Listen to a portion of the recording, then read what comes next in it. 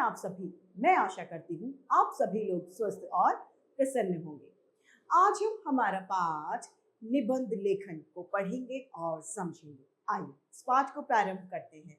यह पाठ 21 निबंध लेखन, ऐसे राइटिंग। निबंध लेखन क्या है? किसी एक विषय पर अपने मन के विचारों को क्रमबद्ध रूप से लिखना ही निबंध लेखन कहलाता है। निबंध लिखते समय हमें यह ध्यान में रखना चाहिए कि निबंध में जो भाषा हम प्रयोग कर रहे हैं वो सरल होनी चाहिए ताकि समझ में आ सके। निबंध लिखते समय किसी भी बात को बार बार न दोहराएं तथा निबंध यदि निश्चित शब्द सूची अगर दी गई है निबंध की, तो उस समय हमें शब्द सूची का शब्द का जो सीमा है उसका ध्यान रखना चाहिए। साथ ही साथ निबंध लिखते समय कम से कम त्रुटियां करें। आइए इसे प्रारंभ करते हैं। किसी विषय पर अपने विचारों को सुनियोजित ढंग से प्रस्तुत करना ही निबंध लेखन कहलाता है। निबंध लेखन बच्चों की लेखन क्षमता और सृजनात्मकता को बढ़ाने का बहुत ही अच्छा साधन माना गया है। निबंध के 3 भाग होते हैं, यानी निबंध को 3 भागों में बांटा जाता है। पहला है प्रस्तावना या फिर भूमिका। निबंध जिस विषय पर लिखा जाए उसे 3 या 4 वाक्यों में सारगर्भित ढंग से प्रस्तावना से शुरू किया जाता है। इसे ही भूमिका कहा जाता है। विषय सूची, विषय वस्तु या फिर कथा वस्तु, यह निबंध का प्रमुख भाग होता है। इसमें निबंध के विषय में विस्तार से वर्णन किया जाता है। निबंध से संबंधित विभिन्न बिंदुओं पर भी आंशिक व पूर्ण रूप से प्रकाश डाला जाता है। विषय वस्तु या कथा वस्तु का विस्तार कक्षा स्तर के अनुसार किया जाना चाहिए। जैसे जैसे क्लास बढ़ती जाती है उसका विस्तार ज्यादा होता जाता है। तीसरा और आखिरी है हमारा उपसंहार। निबंध के जिस निबंध में शीर्षक में जिस चर्चा की जाती है उसे निष्कर्ष के रूप में उपसंहार के द्वारा समाप्त कर दिया जाता है। यह निबंध का आखिरी या फिर अंतिम चरण होता है। यहाँ पर हमें कुछ निबंध के उदाहरण दिए हैं, जिसमें पहला निबंध है हमारा स्वास्थ्य और व्यायाम। आइए इसे पढ़ते हैं। स्वास्थ्य के बारे में कहा गया है कि पहला सुख निरोगी काया। इसके अनुसार शरीर का निरोगी तथा स्वस्थ रहना ही सबसे बड़ा सुख है, क्योंकि अस्वस्थ व्यक्ति न तो कोई काम कर सकता है और न ही संसार के सुखों को भोग सकता है। स्वस्थ शरीर के लिए जो व्यायाम करते हैं वे सदैव ही स्वस्थ रहते हैं। व्यायाम से अभिप्राय क्या है? व्यायाम का मतलब क्या है? मतलब शरीर के अंगों का समुचित विकास करना व्यायाम कहलाता है। अतः व्यायाम करने से हाथ, पैर और शरीर के सभी अंग बलिष्ठ हो जाते हैं। शरीर में स्फूर्ति आ जाती है। व्यायाम करने से पाचन क्रिया भी ठीक रहती है। भूख समय से लगती है। इससे शरीर में रक्त का निर्माण भी भली भांति होता है तथा रक्त का संचार भी तीव्र गति से होता है। शरीर हष्ट पुष्ट तथा प्रसन्न रहता है। व्यायाम अनेक प्रकार से किए जाते हैं, जैसे दंड लगाना, मुग्धर चलाना, कुश्ती करना, दौड़ लगाना, जिम्नास्टिक करना, घुड़सवारी करना आदि। ये सभी क्या है? व्यायाम के भाग। यदि यहाँ तक कि तैरना भी एक बहुत अच्छा व्यायाम है। आसन और प्राणायाम करना भी उत्तम प्रकार के व्यायाम है। खेल खेलने से भी व्यायाम होता है। मस्तिष्क के काम करने वालों को प्राय घूमना, सूर्य नमस्कार आदि व्यायाम लाभकारी होते हैं। शरीर का प्रभाव मन पर भी पड़ता है। स्वस्थ शरीर में ही स्वस्थ मन का निवास होता है। अतः समय निकालकर हमें नित्य प्रति थोड़ा समय व्यायाम करना चाहिए। प्रातः काल खुले वातावरण में सैर करना भी व्यायाम का ही एक रूप है। इससे हमें प्रातः जल्दी उठने की आदत पड़ती है और हमारी दिनचर्या नियमित रूप से चलती है। सैर करना बिना मूल्य का एक अनमोल व्यायाम है। अगला हमारा निबंध है ताजमहल की सैर। ताजमहल आगरा के यमुना नदी के तट पर स्थित है।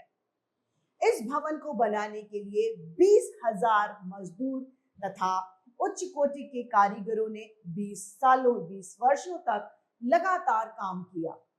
ताजमहल मुगल सम्राट शाहजहां ने अपनी बेगम मुमताज की याद में बनवाया था। इसे अमर प्रेम का प्रतीक माना जाता है। ताजमहल दुनिया के 7 अजूबों में से एक है। मुझे अपने माता पिता के साथ ताजमहल देखने का मौका मिला। आगरा पहुंचकर हमने होटल में एक कमरा लिया और थोड़ी देर आराम करने के बाद हम ताजमहल देखने गए। रात को ताजमहल देखकर मुझे ऐसा लगा जैसे मैंने सपना देखा हो। ताजमहल को बने लगभग 400 साल हो गए, लेकिन आज भी इसकी सुंदरता देखते ही बनती है। 6 मीटर लंबे संगमरमर के चबूतरे पर ताजमहल खड़ा है। चारों तरफ 4 सुंदर मीनारें खड़ी हैं। मकबरे के नीचे मुगल सम्राट शाहजहां और बेगम मुमताज की कब्र है। ताजमहल को बनाने में करोड़ों रुपए खर्च हुए। अमर प्रेम के प्रतीक ताजमहल को 2 दिन निहार कर हम वापस अपने घर चले गए। ताजमहल की सुंदरता का नजारा मैं आज तक नहीं भूला पाया हूं। अगला हमारा निबंध है मेरे जीवन का लक्ष्य। आइए इसे पढ़ते हैं।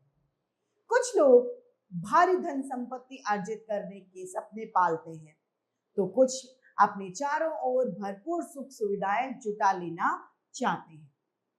अच्छा सुविधापूर्ण मकान, मोटर गाड़ी, नौकर चाकर, यश मर्यादा, ऊंचा पद, सुयोग्य और विनम्र संतान, अच्छे सहयोगी मित्र सभी के जीवन का लक्ष्य और सपना होते हैं। मेरे जीवन का लक्ष्य एक अच्छा शिक्षक बनना है। समाज का सबसे बड़ा संस्कारात्मक, सबसे बड़ा सुधारक और समाज सेवी शिक्षक ही होता है।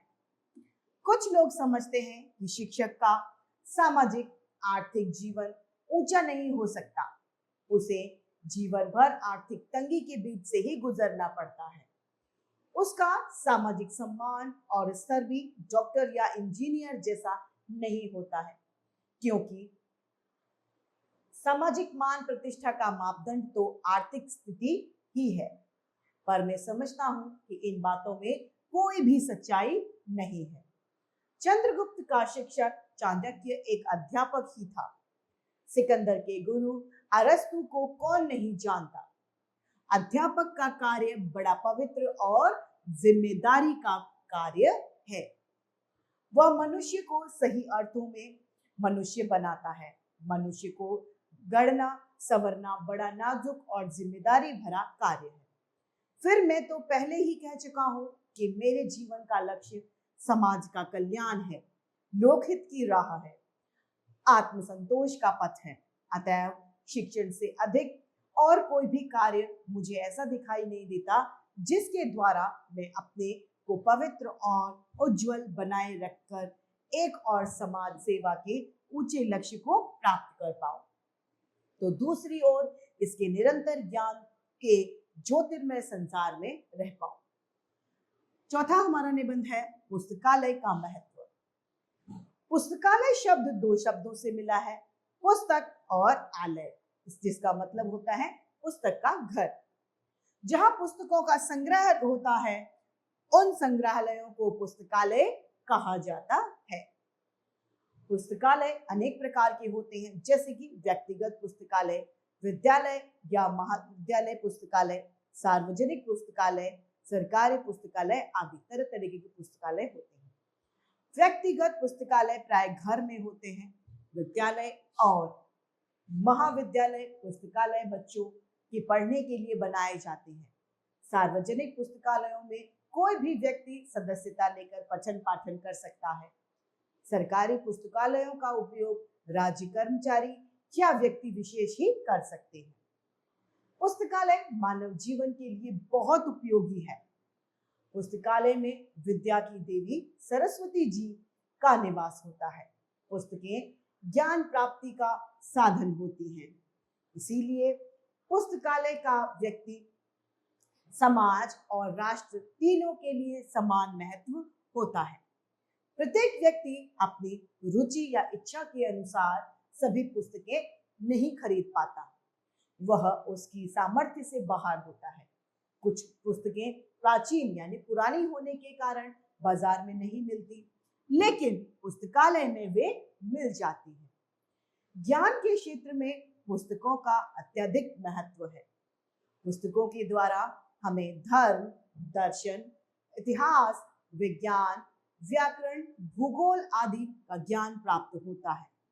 पुस्तकालय ज्ञान वृद्धि और ज्ञान प्रसार का एक अच्छा साधन, एक अच्छा माध्यम है। हमें ज्ञान प्राप्त करने के लिए इधर उधर भागने की आवश्यकता नहीं है, जरूरत नहीं है। घर बैठे हम पुस्तकों के द्वारा महात्मा बुद्ध, ईसा मसीह, शंकराचार्य, लेनिन, आचार्य चाणक्य, मार्क्स बुद्ध, राष्ट्रपिता गांधी जी, कालिदास, शेक्सपियर, सुकरात, अरस्तु, तुलसीदास, सूरदास, मीरा और अज्ञेय आदि का परिचय हमें मिल जाता है। पुस्तकालय राष्ट्र के उत्थान की रीढ़ है, यानी कमर की हड्डी जैसी हमारी होती है उस तरीके की रीढ़ है, और मानव जाति का अमूल्य निधि यानी खजाना। आज के युग में हमारे देश में अच्छे पुस्तकालयों की कमी है। सरकार को पुस्तकालय निर्माण पर बल देना चाहिए, क्योंकि ये मानव ज्ञान की आधारशिला है। इससे राष्ट्र निर्माण होता है। अब है हमारा अगला निबंध 5वां, दूरदर्शन यानी टेलीविजन जो होता है। आधुनिक विज्ञान ने मानव जीवन को सुखी बनाने के लिए अनेक साधनों का आविष्कार किया है, जैसे कि Doordarshan, radio, computer, internet, mobile, कृषि उपकरण आदि। ये सभी क्या है? दूरदर्शन के साधन। इनमें से दूरदर्शन का आविष्कार, जिसे अंग्रेजी में टेलीविजन कहते हैं, सन 1929 में श्री J.L. बेयर्ड ने किया था। आज संसार में अधिक लोगों के पास दूरदर्शन है। पहले दूरदर्शन पर चित्र केवल काले और सफेद आते थे, यानी ब्लैक एंड व्हाइट हुआ करते थे, लेकिन आजकल रंगीन चित्र आने लगे हैं। रंगीन दूरदर्शन का अधिक प्रचार है कि बड़े और छोटे दोनों आकार में उपलब्ध होते हैं। दूरदर्शन श्रव्य दृश्य माध्यम द्वारा हमें संसार भर के समाचारों से अवगत कराता है। यह विभिन्न सांस्कृतिक कार्यक्रमों से हमारा मनोरंजन करता है। यह ज्ञान विज्ञान से हमें परिपूर्ण करता है। बच्चों तथा नारियों के लिए भी अनेक कार्यक्रम इस पर आते हैं। छोटे तथा बड़े विद्यालयों के लिए भी शिक्षण प्रशिक्षण के कार्यक्रम इस पर आते हैं।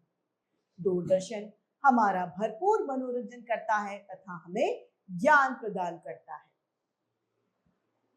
दूरदर्शन से व्यापारी अपने व्यापार का विज्ञापन भी प्रसारित करते हैं। इससे उनके व्यापार में वृद्धि होती है। ग्राहकों को भी नई नई वस्तुओं का ज्ञान होता है। दूरदर्शन से जहां अनेक लाभ हैं, वहीं उससे बहुत हानि भी हो रही है। बच्चे दूरदर्शन पर अधिक समय देकर अपनी पढ़ाई के समय को नष्ट करते हैं। यह हानि है, नुकसान है। दूरदर्शन पर अनेक कार्यक्रम ऐसे आते हैं जो बच्चों तथा बड़ों के मस्तिष्क पर बुरा असर डालते हैं। दूरदर्शन को निकट से देखने पर कितने ही लोगों की आंखें खराब हो जाती हैं। अतः दूरदर्शन के प्रयोग पर हमें सावधानी बरतने की आवश्यकता है।